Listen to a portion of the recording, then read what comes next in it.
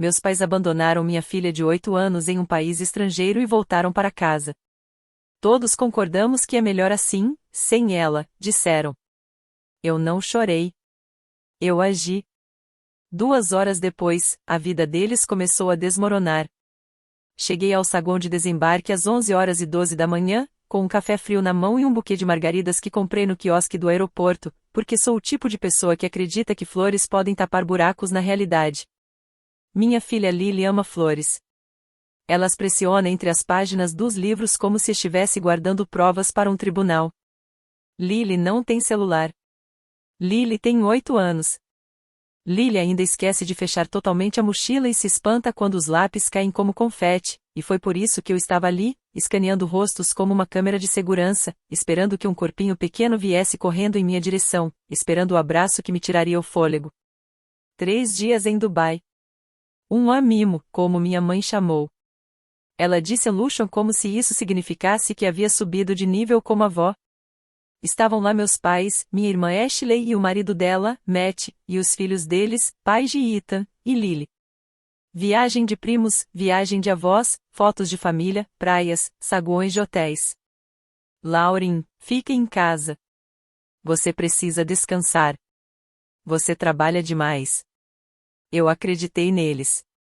Não porque tivessem ganhado minha confiança, mas porque Lily estava animada e eu queria ser a mãe que diz sim para algo grande.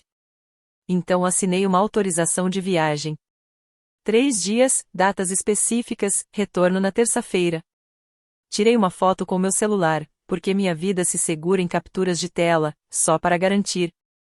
As portas se abriram. A multidão se derramou pelo saguão. Uma mulher gritou e se jogou nos braços de alguém. Um homem equilibrava 2 malas e um bebê como se fosse normal. Alguém deixou cair um coelhinho de pelúcia, e 3 estranhos reagiram como se fosse uma criança caindo. Então eu vi minha família. Minha mãe primeiro, meu pai ao lado dela, Ashley atrás deles, óculos de sol na cabeça como uma coroa. Matt puxando uma mala de mão. Pais de Ethan arrastando suas pequenas malas com rodinhas. Todos sorrindo, com aparência descansada, alegres, como se tivessem acabado de fazer uma pausa de si mesmos. Eu sorri automaticamente, porque meu rosto não sabia o que mais fazer. E então meu cérebro contou. 1, 2, 3, 4 adultos, 2 crianças, e uma ausência em forma de Lily tão alta que silenciava o terminal. Dei um passo à frente. Ei, cadê meu sorriso? Congelei no meio da frase. Onde está Lily? Completei. Minha mãe não se mexeu. Isso ainda me assusta. Não as palavras, mas a facilidade com que as disse. Lauren, disse ela, animada, não entre em pânico. Não estou em pânico, respondi. Estou perguntando onde está minha filha. Ashley soltou um risinho quase inaudível. Paige, esfregando os olhos, disse, a gente a deixou em Dubai. Por um segundo, eu a senti como se ela tivesse dito que esquecemos o chapéu favorito dela. Meu cérebro tentou encaixar isso numa forma razoável. Esperei pela piada final. Ninguém me deu. Olhei para meu pai. Ela não está aqui. Ele suspirou como se eu tivesse pedido para carregar minhas compras. A gente pode falar sobre isso em casa. Não, disse. Minha avó saiu calma demais, e isso parecia errado.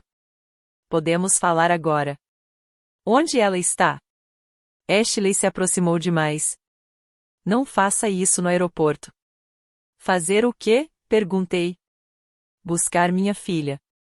Matt ajeitou a bolsa no ombro e evitou me olhar. Minha mãe abaixou a voz como se estivesse acalmando uma criança. Está tudo bem. Ethan, direto, como sempre, disse, ela está com o pai. Aquela palavra caiu pesada e não quicou. Com o pai, Cole, meu ex-marido, meu antigo problema, o homem que desapareceu depois do nosso divórcio, como se tivesse sido arrebatado. 3 anos. Sem contato, sem apoio, sem como está Lily, sem cartões de aniversário, sem dinheiro, nada. Lily mal se lembrava dele. Quando o nome dele surgiu, ela estreitou os olhos como se tentasse lembrar de um personagem de um livro que leu há muito tempo. Eu encarei Ashley. Você entregou a Lily para o Cole. Não entregamos, disse Ashley. Deixamos com o pai dela. O sorriso da mãe se apertou. Todos nós decidimos que é melhor sem ela. Senti minha garganta secar. Melhor sem minha filha de 8 anos. A voz do meu pai ficou firme.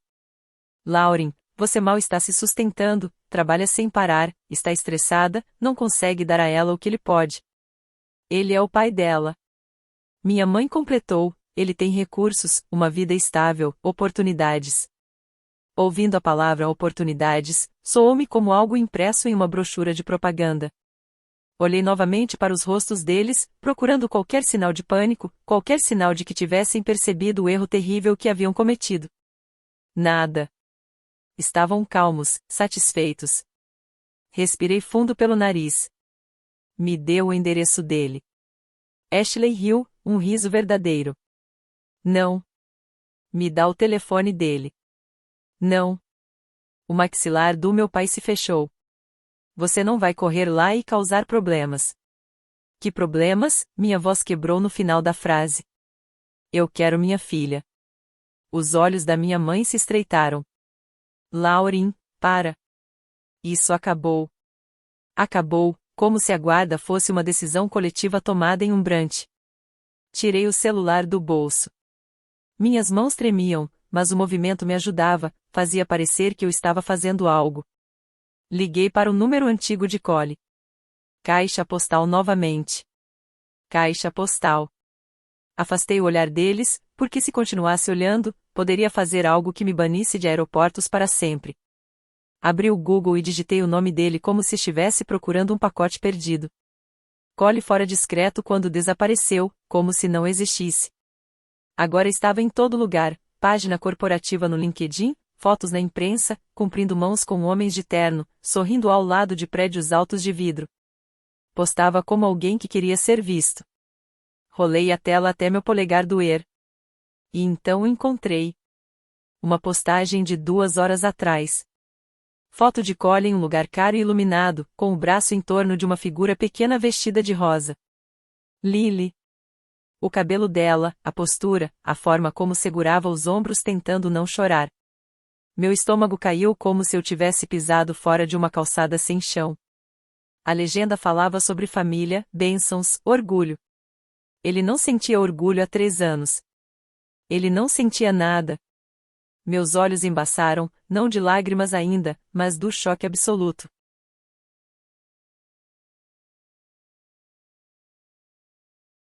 Atrás de mim, Ashley disse, não seja dramática, Lauren. Virei-me lentamente.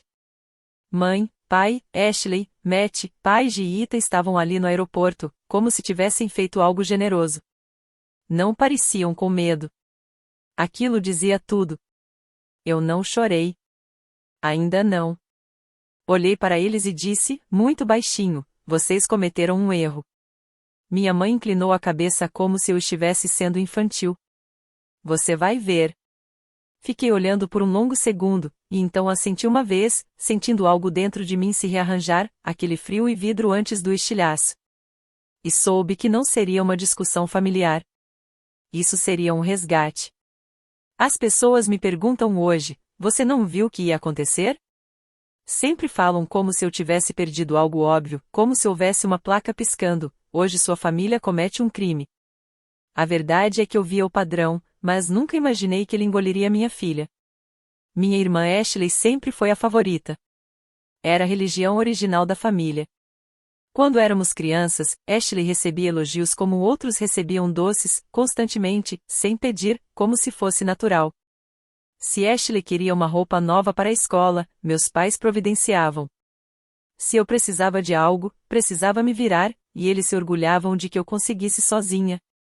Na vida adulta, o favoritismo não desapareceu, ganhou orçamento. Meus pais ajudavam toda a família de Ashley como se fosse um projeto pessoal. Ashley, Matt, Paige, Ethan, dinheiro aqui, ajuda ali. Cobrir uma conta até o dia do pagamento, pagar taxas esportivas, financiar um fim de semana em família, passagens, férias. Eles viajavam com a família de Ashley, viagens de verdade, com fotos combinando e pulseiras de resort. Eu e Lily não fazíamos parte dessas viagens, não de forma dramática, tipo você não está convidada, mas de um jeito silencioso, esquecemos de incluir vocês. O tipo de pessoa que você aprende a engolir sem incomodar ninguém, e eu engoli por muito tempo porque queria que Lily tivesse a voz e porque existe um tipo de exaustão única que vem de discutir com pessoas que insistem que você é o problema. E então veio o Cole. Aprendi que as pessoas gostam de vilões simples, de histórias em que ele era terrível desde o início e eu escapava como heroína. Não foi assim. Cole podia ser encantador. Esse era o seu talento. Ele entrava em uma sala e fazia as pessoas se sentirem especiais. Fez isso com meus pais, com estranhos, e até com Lily, em breves momentos. Quando Lily era pequena, ele a pegava no colo e se comportava como o pai do ano por uma hora, fazendo panquecas, brincando, tirando fotos. Depois, a hora acabava e ele desaparecia no celular, entre e-mails, chamadas e trabalho. Não era cruel, apenas ausente de um jeito que te faz questionar se você está pedindo demais. Nos separamos quando Lily tinha cerca de 4 anos. O ano antes do divórcio foi um caos. Ele era inconsistente, aparecia às vezes, sumia às vezes, confundindo Lily. Ela perguntava, quando o papai vem? E eu dizia, logo. Porque não sabia o que mais fazer com a esperança de uma criança de 4 anos. O divórcio foi finalizado quando ela tinha 5, e depois disso Cole desapareceu completamente. Nada de finais de semana alternados, nada de feriados, nada de ligações, visitas ou apoio. 3 anos depois, Lily parou de perguntar, não porque não sentisse falta, mas porque crianças se adaptam quando os adultos não estão presentes. Aos 8 anos, Cole não era uma presença, era apenas um nome. Enquanto isso, eu era professora de ensino médio, aquela idade em que os adolescentes já conseguem dizer algo devastador sem nem perceber que estão usando uma arma. Eu amo meu trabalho, amo mesmo, mas ser professora e mãe solteira é basicamente um estado permanente de triagem. Vivendo de salário em salário, contas, supermercado, sapatos que sempre precisam ser trocados, a matemática infinita do que pode esperar até o mês seguinte. Não podia bancar viagens grandes, luxo, nem um advogado para perseguir um homem que não queria ser encontrado. E então meus pais anunciaram Dubai. Falavam como se fossem ao shopping, casualmente. Lembro-me de pensar, isso não é o usual deles. Normalmente faziam viagens econômicas, pacotes, promoções. Achamos um ótimo preço. Essa era a frase favorita deles. Dubai não soava como um ótimo preço, soava como se outra pessoa estivesse pagando. Mas eu não os acusei, porque se você acusa minha mãe de algo, ela se transforma numa santa ferida. E então convidaram Lily. Não a mim, apenas Lily. Isso era raro, e esse era o ponto. Eles normalmente não faziam grandes coisas para Lily, não do jeito que faziam para pai de Ethan. Então, quando disseram que queriam que Lily fosse, uma parte de mim quis acreditar que significava algo, talvez que estivessem tentando, talvez que tivessem notado o desequilíbrio e se sentido culpados, talvez que essa fosse a tentativa deles de serem melhores avós. Além disso, Lily estava animada. Dubai parecia mágico. Prédios altos, piscinas, deserto, cafés da manhã sofisticados, buffets, e eu não podia proporcionar isso a ela, então disse sim. Assinei a autorização de viagem por 3 dias, tirei uma foto, preparei a pequena mala dela, escrevi o nome dela em tudo, como se fosse acampamento de verão. Durante a viagem, tentei ligar. Não constantemente, apenas o suficiente para ouvir sua voz. Cada vez alguém atendia com uma desculpa, ela está nadando. Ela está comendo. Está cansada. Está se divertindo. Ashley enviava fotos, Lily segurando um sorvete, Lily sorrindo no saguão do hotel, Lily ao lado de pais e Ethan com óculos de sol combinando. Todos pareciam felizes, então eu dizia a mim mesma que estava tudo bem, porque eu era mãe, não detetive. E foi assim que acabei no aeroporto, com margaridas e café, sorrindo para minha família até perceber que a única pessoa que eu realmente me importava não estava com eles. Dubai não foi um presente, Dubai foi uma entrega. Tentei de novo, mas não do jeito dramático, não daquele jeito desesperado de me devolvam minha filha agora que faz as pessoas se afastarem como se você fosse contagioso. Dessa vez, do jeito prático. Só me diga onde ela está, falei baixo, o suficiente para que pais de Ethan não ouvissem. Um endereço, um número de telefone, qualquer coisa. O sorriso da minha mãe permaneceu colado no rosto, como um adesivo ruim. Os olhos do meu pai ficaram frios. A boca de Ashley se contorceu, parecia se divertir com aquilo. E foi nesse momento que percebi que estava desperdiçando fôlego, porque você não consegue negociar com pessoas que acham que estão fazendo um favor. Então fiz o que minha família mais odeia, trouxe testemunhas. Chamar a polícia do aeroporto não foi uma escolha dramática, foi a única que fazia sentido. Ainda estávamos ali, sob luzes fluorescentes, cercados por câmeras, uniformes e regras. Eu tinha meu celular, a foto da autorização de viagem de 3 dias, os papéis da guarda salvos em PDFs, porque ser mãe solteira ensina a guardar comprovantes como se fossem mantimentos de sobrevivência. Achei um policial e disse: minha filha foi levada internacionalmente e não voltou. Aqui essa frase muda a temperatura de um ambiente. O rosto do policial se transformou, a postura dele ficou mais firme. Ele perguntou o nome de Lily, a idade, o destino, quem viajou e qual era o acordo. Não dei um monólogo. Dei datas. 3 dias, retorno hoje, criança não está aqui. Entreguei a tela do celular com a foto da autorização de viagem, os papéis da guarda, o PDF. Ele olhou uma vez e disse: fique aqui. Minha família devia achar que o policial apenas daria de ombros e me mandaria para casa. Mas 2 outros policiais se aproximaram de mãe, pai, Ashley e Matt. Perguntas começaram, vozes subiram. Ashley tentou rir, aquele riso grande de ofensa. Minha mãe entrou em modo avó ofendida: estamos tentando ajudar, ela está exagerando. Meu pai repetia: isso é assunto de família. Mas os policiais não se importavam com dinâmicas familiares. Eles estavam lá porque uma criança não havia voltado para casa. Sentei-me em uma cadeira de plástico, com o celular no colo, o joelho batendo sozinho, quase com motor próprio. Observei as mãos da mãe tremendo enquanto falava, vi Ashley apontar para mim como se eu fosse a criminosa, vi Matt ficar logo atrás do ombro dela, em silêncio, deixando que ela levasse o peso das acusações. Esperei pelo momento em que alguém dissesse algo que não pudesse ser consertado, e não demorou. Um policial voltou e perguntou: você sabe se eles reservaram a passagem de volta para a criança? Meu estômago se apertou. Havia um voo de retorno. O mesmo deles. Foi isso que me disseram.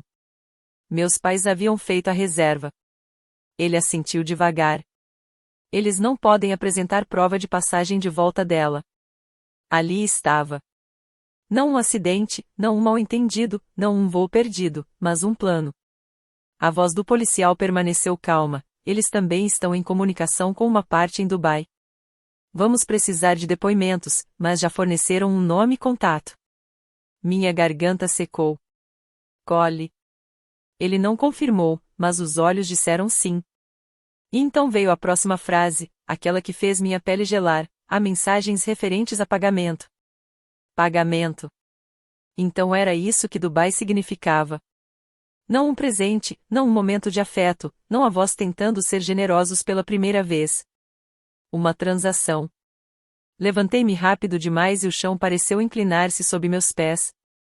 Apoiei-me no encosto da cadeira e forcei minha voz a não tremer. Você tem um endereço? Perguntei. Ele anotou: o nome de um prédio, um bairro, um número de telefone. Parecia surreal olhar para um endereço em Dubai como se fosse uma lista de supermercado. Você vai registrar um boletim? Perguntei. Sim, disse ele, vamos tomar seu depoimento completo, você terá um número de caso. Assenti. Preciso chegar lá. Ele não me disse para não ir, apenas me olhou com aquela expressão que as pessoas usam quando querem dizer: vai ser difícil, mas sabemos que você vai mesmo assim. Enquanto os policiais continuavam interrogando minha família, afastei-me e liguei para o número. Tocou 2 vezes, e então veio a voz dele, suave, controlada, como se aquilo fosse apenas um incômodo no dia dele. Lauren. Sem surpresa, sem confusão. Apenas meu nome. Coloque a Lily na linha, disse. Pausa. Ela está ocupada, respondeu ele. Ela tem 8 anos, falei, cada palavra cortante, ela não está ocupada, coloque-a na linha. Outra pausa. Então o tom dele suavizou, de forma calculada, ela está se adaptando. É uma mudança grande. Olhei para um painel de anúncios de pacotes de viagem. Você quer dizer a mudança onde você pega uma criança que não te vê há anos e a joga na sua vida como se fosse uma mala? Ela é minha filha, disse-lhe calmamente. Isso não é roubo. É uma reunificação. Eu podia ouvir meu próprio coração batendo nos meus ouvidos. Tenho guarda legal exclusiva. Isso é papelada americana, disse ele. Engoli em seco. Por que agora, Collie? Um instante de silêncio. E então ele falou com suavidade excessiva, porque posso proporcionar uma vida melhor. Oportunidades. Estabilidade. Você tem lutado. Lá estava de novo, a palavra mágica, oportunidades, usada como disfarce para controle disfarçado de generosidade. Você nem a conhece, disse eu. Eu sei o suficiente, respondi ele. E não estou interessado em cena. Comporte-se. Ele desligou, não com raiva, mas com confiança, como se a distância, as leis, o aeroporto, os fusos horários, como se tudo fizesse o trabalho por ele. Olhei para o endereço que o policial havia escrito, para o número de caso no comprovante temporário que me entregaram, para o horário, e fiz o que sempre faço quando meu mundo pega fogo, fiz uma lista. Encontrar Lily. Levar Lily. Chegar à embaixada. Sair. Antes de me mover, abri o LinkedIn. O perfil de Collie não era pessoal, era um palco. Postagens sobre liderança, fotos em eventos, sorrisos que não chegavam aos olhos. Ele era o tipo de homem que sabia qual lado do rosto parecia confiável. E lá estava ela novamente, minha filha no mundo dele, em uma foto onde ele parecia orgulhoso e ela parecia pequena. Abaixo da postagem, nomes, comentários, felicitações. Um burburinho que eu ainda não entendia. Um nome surgia sempre, limpo, polido, inconfundivelmente importante, Edward Langford. Eu não sabia quem era, mas não precisava. Sabia apenas que Collie se importava. E se Collie se importava, era alavanca. Voltei aos policiais e dei meu depoimento rápido. Depois caminhei até o balcão da companhia aérea, abri meu aplicativo bancário e tomei uma decisão que fez meu estômago cair. Comprei o voo mais rápido, de última hora, brutalmente caro, apenas ida, sem plano de volta. Meu cartão de crédito reclamou, meu score provavelmente gritou. Não me importei. Posso recuperar dívidas. Não posso recuperar Lily. Quando finalmente cheguei ao portão, minhas mãos tremiam tanto que tive que pressionar as pontas dos dedos na palma para contê-las. Ao decolar, olhei para a mesinha à minha frente como se ela pudesse explicar como uma criança desaparece da sua vida em 3 dias. Tentei dormir. Fechei os olhos. Contava respirações. Dizia a mim mesma que precisava descansar para ser útil, meu cérebro riu disso. Então pesquisei por conta própria. Postagens de Collie, sua empresa, o parceiro que estava cortejando, anúncios públicos, fotos de eventos, nomes de executivos, pequenas migalhas que para estranhos não significavam nada, mas para mim significavam tudo. E por baixo de toda essa pesquisa, o medo permanecia constante, a cada hora no ar, ele podia se mover primeiro. Quando as luzes da cabine se apagaram, eu já tinha construído um plano com os restos que tinha, não um plano perfeito, apenas o único que existia. E enquanto o avião atravessava a escuridão, eu não conseguia tirar da cabeça a mesma frase: você não vai ficar com ela. Dubai me atingiu como uma vitrine, torres de vidro, sol brilhante, uma sensação de que tudo ali era caro de propósito. Saí do aeroporto com o endereço anotado em um papel e a exaustão que faz seus ossos parecerem ocos. O endereço era real, mas também inútil, porque prédio e criança não são a mesma coisa, e eu não tinha tempo para bater em portas. Fiquei do lado de fora do terminal e atualizei o LinkedIn como se fosse um monitor de batimentos cardíacos.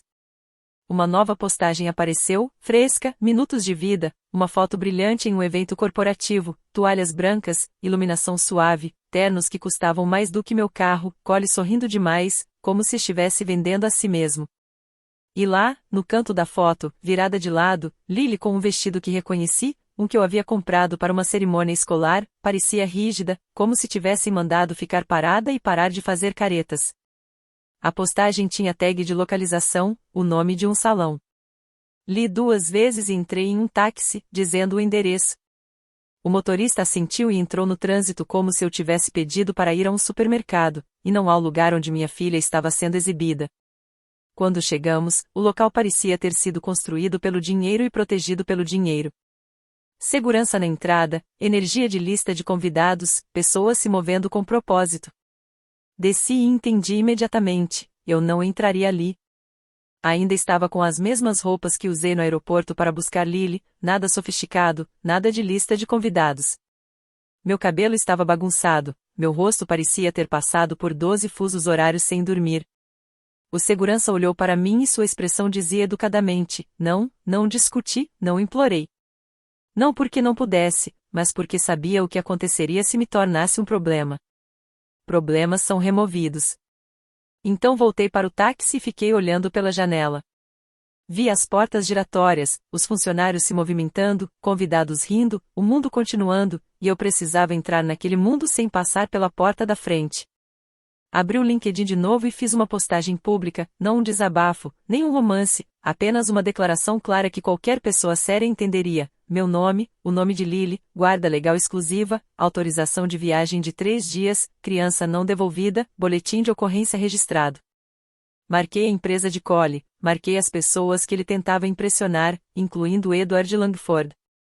E então, porque vivemos neste ano, cliquei em publicar e imediatamente tentei mandar mensagem para eles.